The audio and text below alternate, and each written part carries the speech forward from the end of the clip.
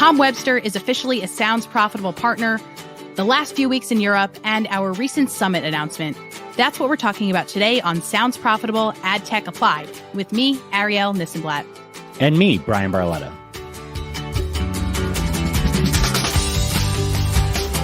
Dynamically inserted podcast ads outperformed embedded ads by 28% according to Podsite's latest benchmark report. Get the full report in our episode details to find out more. Special thanks to our sponsors for making Sounds Profitable possible. Check them out by going to soundsprofitable.com and clicking on their logos in the article.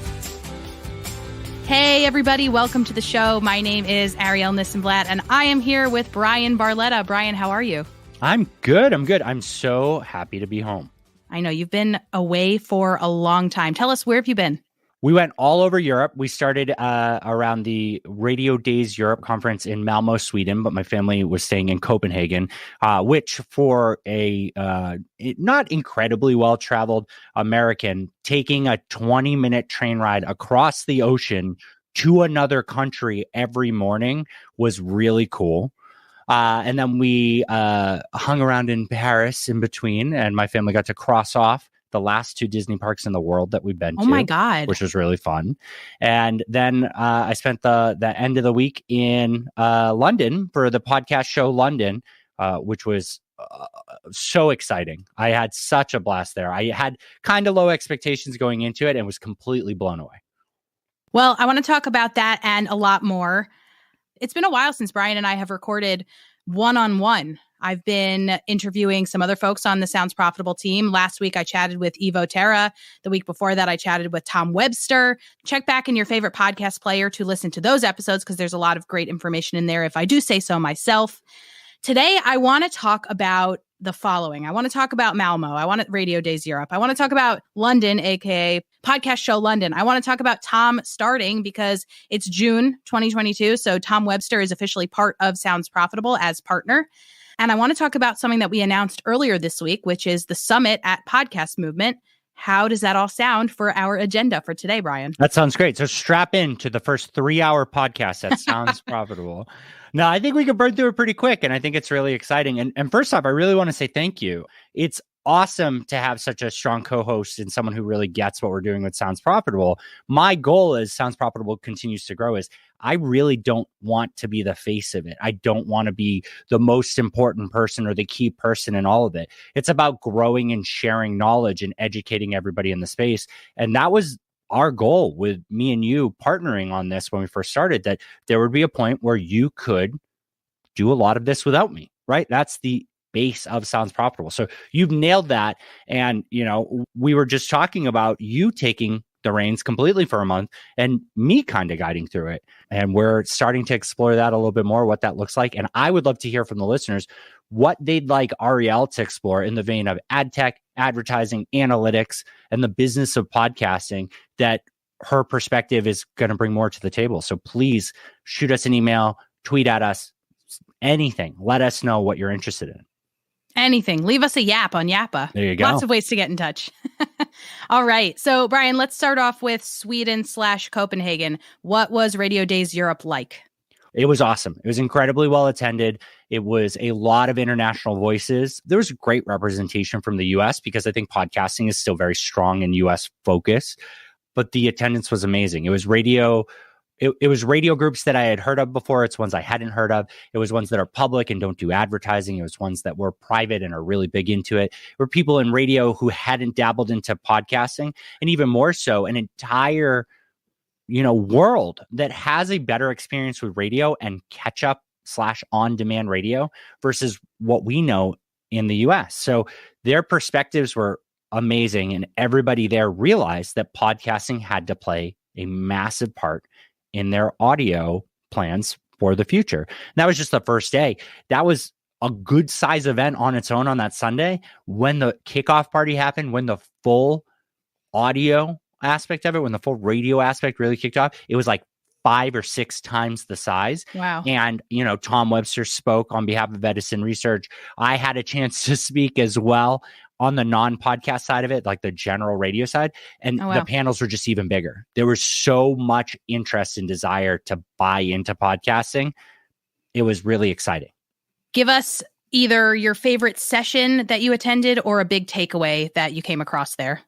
I think the big takeaway that I really want to focus on is that radio is completely different outside the US. And for people like myself who don't have the radio background, but do have podcasts and digital advertising background, it's worth learning. In the same way that I want to spend more time understanding public radio in the United States, I also understand radio overall outside the US. A great example is one of the people who run it also works for like the Denmark Public Radio.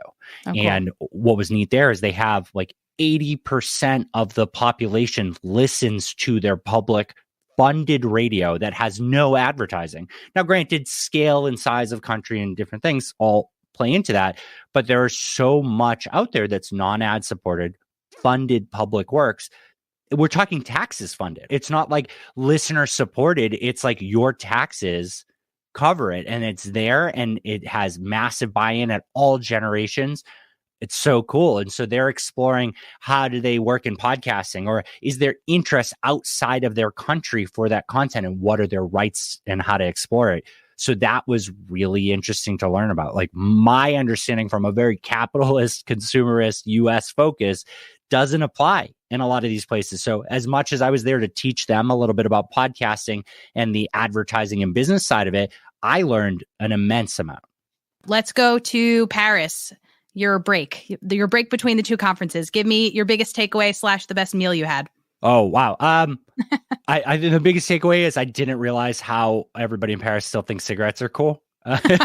Like, even in Disney, people were smoking cigarettes. It was definitely a big culture shock there. But it was so nice to just be able to walk across everything and just see all the art. We went to as many museums as possible and art galleries, and we, explored everything we had an opportunity to explore.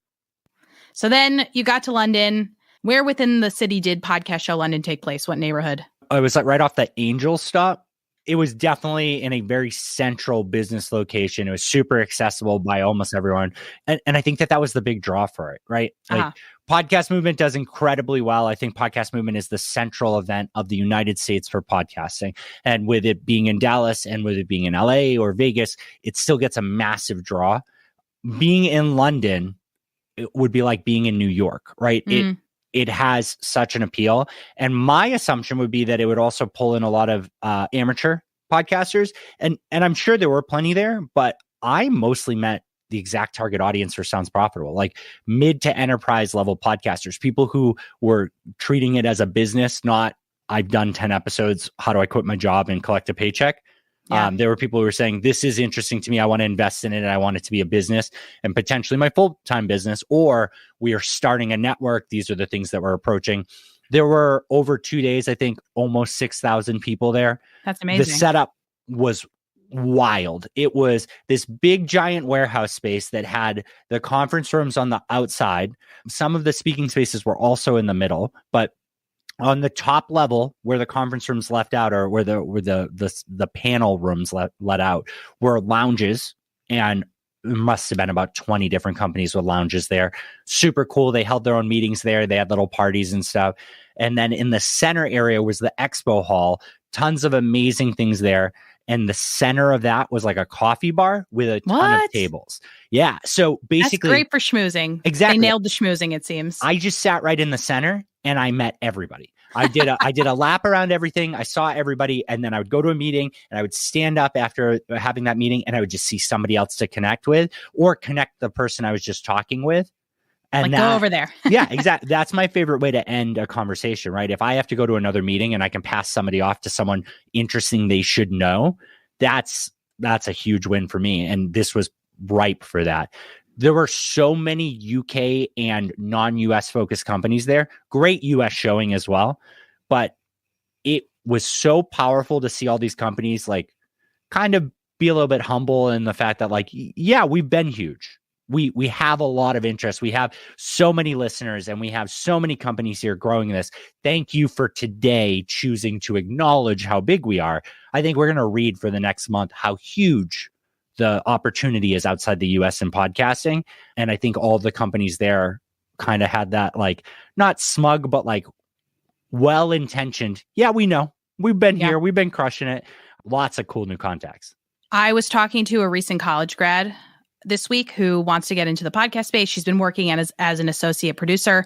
And I said, if you really want to stand out, two things. One is be the person to go to about the Gen Z podcast experience, or be the person in the US who knows about podcasting outside of the US. Yep. So those, I think, are two very big opportunities. And it's interesting to hear you corroborate that theory of mine. So what was the conversation that was in the hallways? What was everybody talking about? Was there one thing? Was it video? Was it marketing? Was it tracking? What was everybody talking about at Podcast Show London? I think measurement came up a bunch because they fall under different categories of, data regulation. So what we do for attribution and analytics works a little bit differently outside the U.S., especially depending on different territories. So that was a conversation on how you measure and return ROI for either a branded podcast or advertising.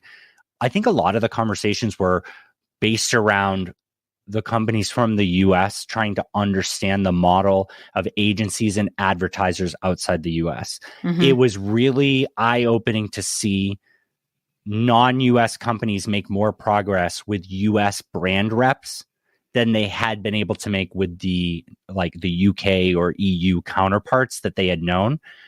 That's an area that I have very little knowledge in, and I want to explore, and I want to pull somebody on here to talk about, because it truly feels like in the US, any podcaster could realistically solicit a brand to give them a chance, or at least have a conversation and say why they won't give them a chance. Whereas outside the US, it feels like if a podcaster were to contact a brand like that, pretty easy to get ignored forever. Mm-hmm. Their structure and how they operate is very different. Shout out somebody that you met for the first time in London, who everybody should know. Jennifer Clary of Go Kid Go was someone that I met for the first time there. Really interesting approach to kids and family content. One of the coolest conversations we had is that Go Kid Go actually has decided to offer any brand that advertises with them one free month to prove out that they are effective at advertising their product or service or branding, to convince them to spend more money and more time in kids and family. And I'm not seeing anybody approach it like that. I think kids and family is a massive opportunity. I was talking about this morning with Edison tweeting out about the new report that's coming about smart speaker usage. Me and the 4 other people in my family were listening to Flippin' Mosey on our smart speaker, and over the course of 2 hours, we probably played the newest episode and 4 additional episodes that we had already listened to, that were already downloaded on my device, that already had ads associated with them. So understanding the bigger reach, right? It's not just about one download equals one person. In different categories, in different use cases, massive reach and massive opportunity to explore. So I'm really, really bullish on kids and family. I want to see everybody invest more in there. And, Jennifer has a really cool perspective on how they're going to kind of blow that up. Love that. Love to hear that. And I definitely agree that there's a huge opportunity there.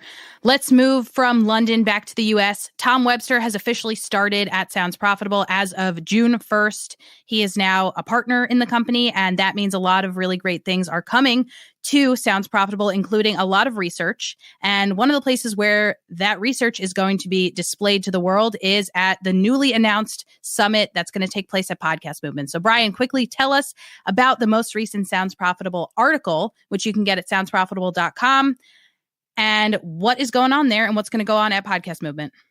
Yeah, we're going to take over the first full day, that Tuesday, the normal arrival day for Podcast Movement.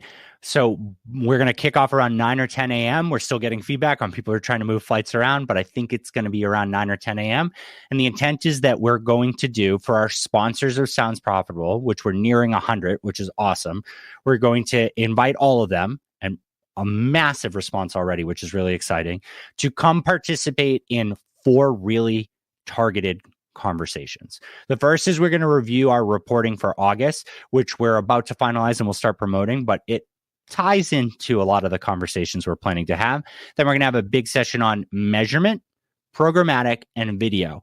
And Tom and I are working really hard, and Arielle and Evo and Kayla Littman are all helping us as well, formulate something that's a little bit more of a session and less of a panel to really drive some education, understanding, and growth opportunity for all those categories. And in between each of those sessions, we're providing an entire hour where we're going to identify every one of our sponsors whose company offers services related to any of those categories so that people can continue the conversation in smaller groups for that next hour and not miss out on a panel, but really develop strong relationships. That's really important to me. The first day of a podcast movement event, being able to meet people, identify, should we talk more in person here? Is this a good fit? Should we talk more in person after the event? That's what justifies more people coming to more events and having a bigger showing. And I want to provide that environment. So we continue to add more and more benefits for our sponsors. And to us, that's really important to provide that space that it won't be televised. The research will be, but the rest of it won't be publicized in any way because we want to allow people to have really tough conversations. The last thing I want to say on the reporting is we do have a surprise report coming in June that's all about the creators. And it's really exciting. I think Tom talked about it a little bit, but it's basically who of the U.S. population is a creator of podcasts.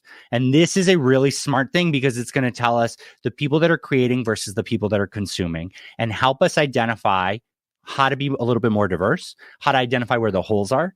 There's some content that is only going to resonate well if the audience consuming it can more relate to the audience creating it or the host creating it.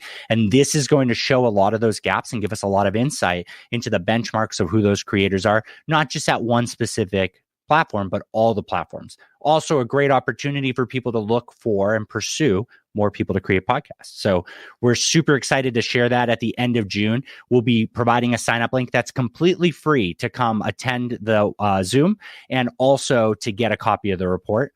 And that will be how all of our research comes out, completely free for everybody.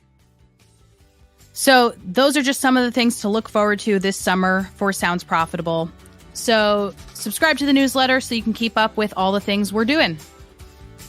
Bryan, thank you so much for the recap. I am so jealous I could not be in Europe, but I definitely plan to go next year and really appreciate you bringing me there. Hey, listeners, what do you think of the show? We always want to hear from you. Please reach out if you have any questions or comments. We're on Twitter at SoundsProfNews, at Bryan Barletta, or at Ari This and That. And if you want to send us an email, that's podcast@soundsprofitable.com. This show is recorded with Squadcast, the best place to record studio quality video and audio for content creators. Sounds Profitable uses Squadcast for every interview, product deep dive, and our recorded research, and we encourage you to check it out. So go to squadcast.fm for a free 7-day trial, and please let me know what you think. Do you want more from Sounds Profitable? We have 2 more podcasts that you can explore. First up is Sounds Profitable, the narrated articles. And next, The Download, our podcast about the business of podcasting. Find links to them in the episode description. And thank you for listening to this episode of Sounds Profitable, Ad Tech Applied with me, Bryan Barletta. And me, Arielle Nissenblatt. Until next time.